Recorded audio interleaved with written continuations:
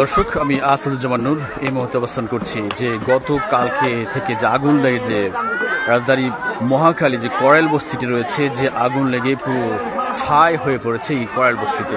দর্শক, এই মুহূর্তে দেখতে পাচ্ছেন যে এখানে খুঁজে বেড়াচ্ছে কোনো মূল্যবান জিনিস রয়েছে কিনা এখানকার যারা বস্তিবাসী রয়েছে তারা। এবং দেখতে পাচ্ছেন এমন কিছুদিন পর পরই সবসময় দেখি যে বস্তিতে আগুন লেগে যায়। এই যে বস্তিটি ঠিক চলতি বছরের ফেব্রুয়ারি মাসে কিন্তু আগুন লেগেছিল এবং গত বছরেও আমরা এর আগুন কিন্তু আমরা দেখেছি হঠাৎ করে লেগে যায়।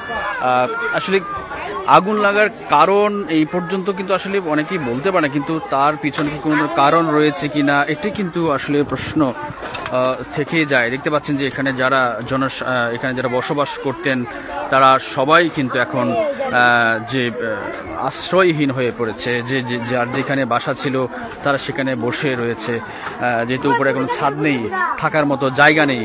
এই যে হতাশা নিয়ে কিন্তু এই মুহূর্তে এখানে বস্তিবাসী যারা ছিলেন তারা কিন্তু সবাই এখানে বসে রয়েছে, অনিশ্চয়তার মধ্যে এখন রয়েছে। আসলে কি করবে, কোথায় যাবে, কি করবে, যত মূল্যবান জিনিসপত্র রয়েছিল সবই কিন্তু পুরো একদম ছাই হয়ে পড়েছে। এবং অনেকে দেখতে পাচ্ছেন যে আমি আপনাদের দেখিয়েছি যে অনেক জিনিস খুঁজছে যে ভিতরে কোনো মূল্যবান জিনিস পাওয়া যায় কিনা, এবং অনেকেই দেখতে আসছে। সবাই যে বাসাতে যারা অবস্থান করেছিলেন সবাই কিন্তু বসে রয়েছে, যাবে কোথায়। আসলে খাবার দাবারের যে সংকট, আশ্রয়ের সংকট, সব মিলিয়ে হাহাকার অবস্থা। দর্শক, গতকাল কিন্তু এইখানে আগুন লেগেছিল রাতে, অর্থাৎ 9টার পরে আগুন লাগার খবর কিন্তু পাওয়া যায়। মঙ্গলবার অর্থাৎ আজকে বুধবার সকাল, অর্থাৎ রাতে আগুন নেভানোর নিয়ন্ত্রণ আসলেও আজ পুরোদমে আগুন নিয়ন্ত্রণ কিন্তু আজকে সকালে এসেছে বলে এখানকার যারা রয়েছে তারা কিন্তু এটা জানিয়েছেন। এবং সবাই এখন আশ্রয়হীন হয়ে পড়েছে তারা তাদের বাড়িতে, এবং কি করবে, কোথায় যাবে, আসলে এগুলা নিয়ে অনেকেই চিন্তিত হয়ে পড়েছে।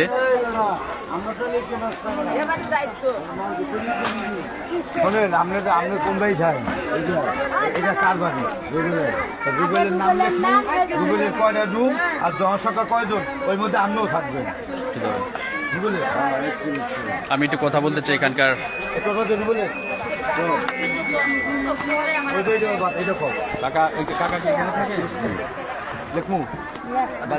কথা বলতে চাই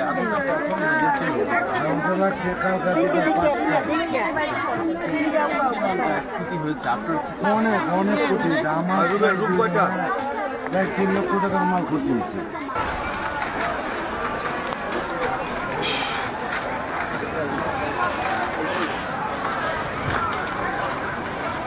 আমার যদি পরে বলে যে লাইফ ছাড়ো তখন